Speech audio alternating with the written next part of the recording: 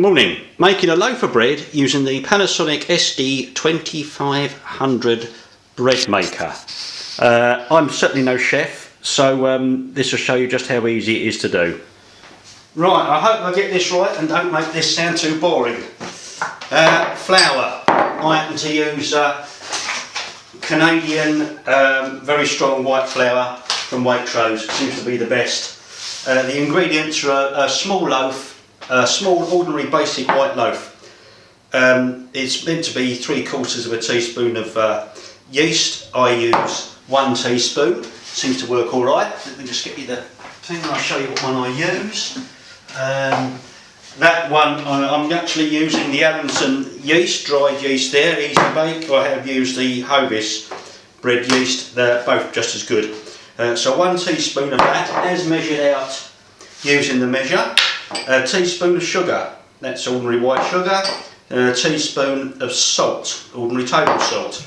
1/2 ounce of butter. I use Sainsbury's butter, the cheapest butter on one. Freeze it, slice it up into lumps and freeze it, and then when you come to use it, I can chop it up to pieces like that to add it to the flour. The flour, there we are, that's been sieved and weighed.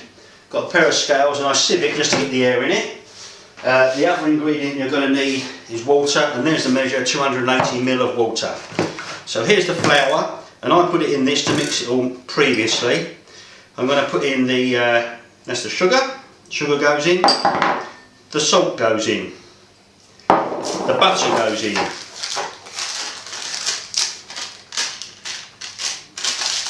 So it's all in the bowl. I just do this. You can do this directly into the basin for the bread maker you want, but I don't. I just mix it like this previously.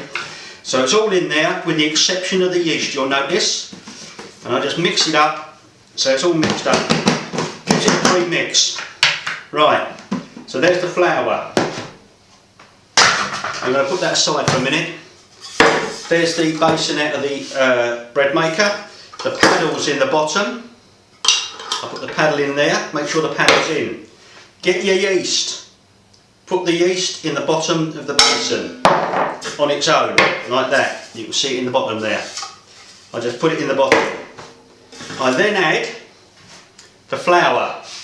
I'm going to get a spoon for this, because I don't want it spilling over the edge. I'm going to add the flour now. We've got the flour, salt, sugar and butter, and it's all in here. And the yeast is on the bottom.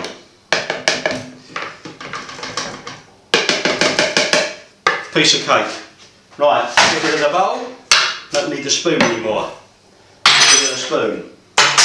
Okay, and there we have the mixture with the yeast in the bottom.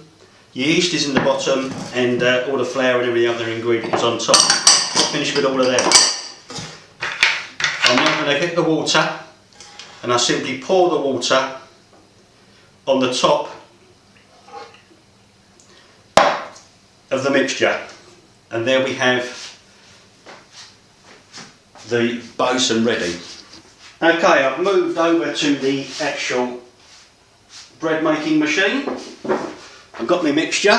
I'm going to put it inside. Lock it in. You turn it slightly just to lock it in. The controls, I've already switched it on. I've got extra large, medium. I'm going to change to medium. I'm going to have a dark crust as well. 4 hours and 5 minutes. Close the lid, start. It'll go to rest, knead, rise, bake, and then it'll end in 4 hours and 5 minutes time. The next time you see it, I'll be pulling a loaf out of the bread maker. Okay, it's now a couple of hours have gone past. We've gone through the rest process, the kneading, the rising, and we're actually baking now. So this is hot. We're actually baking, and I don't know if you can see that, but there's 36 minutes left there to bake. So in 36 minutes time we'll be opening up, and what happens is a bleeper goes off after 36 minutes at the end of it to tell you that it's done.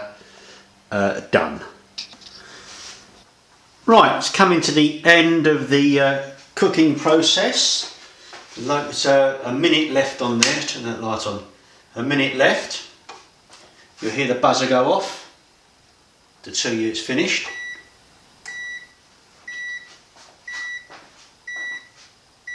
There it goes. It's actually up here, it says end now. So we press stop. And I'll open it up. Now, of course, that is pretty hot. So you have to be careful how you lift it out. You get hold of that with a cloth, turn it slightly and lift it out, and there's our loaf. We now go over to this area, and they advise you when the buzser's gone off to take it out straight away. Don't know why. Need two cloths for this, but I take it out straight away anyway. So and be careful you handle this, because of course it is pretty hot. It's been cooking a loaf in there after all. Get a hot on the end here. The cloth will hold that, and I'm going to tip it out. It takes a bit of shaking, because of course it's held in by the paddle, which is in the bottom there, as you can see. So stand aside. We don't immerse that in water, by the way. There's our loaf. I'm going to put it on a rack, and it's all ready for slicing. It's always advisable to let it cool down thoroughly before slicing. I'm going to let it cool down for a few hours, and then I'll show you me slicing my loaf. But anyway, there it is. There's the loaf. Lovely thick crust on it. Beautiful. Quite pleased with that one. We'll show you slicing in a minute. Right, it's been a couple of hours now. I sometimes leave my loaf overnight to cool, so that it's easier to slice. It's much easier to slice once it's cool, of course, you already know that. There's my loaf. Get yourself what you need is a slicing guide, less than a £5 on eBay. Glue it together. I've got it on a piece of wood located in here with a couple of bits of dowel just to hold it in place. It's nice and solid on an old board. I did have an electric knife, but it's a cheap old thing, and it worked alright, but it fell to pieces. But it's essential you get yourself a decent bread knife. This one is a Kuhn Recon, and I'm not suggesting it's the best, but it seems to work alright for me. I got it for about £15 I think on eBay, or on one of the sites anyway, on the internet. To spend between £10 and £20 on a decent bread knife. It'll make all the difference. So I'm going to slice this bread, and the trick here, of course, if you're doing it by hand, is to take your time doing it. Do not rush it. I'm just going to, and I've found taking short strokes like that will go through it nice and easily. Just take the end off, move it up, and you just take your time, aim the knife in the right place, and go down the slices.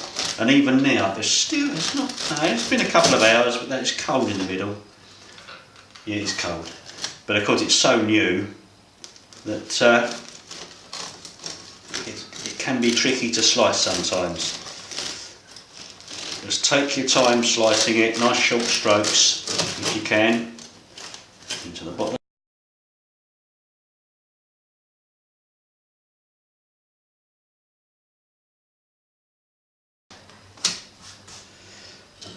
I'm cutting this a bit early actually. It would have been better if I'd left it overnight, because the loaf would have been altogether a little bit stiffer for slicing. But this is where the short strokes and the very sharp knife, a very good bread knife, come into their own. And there's the last one.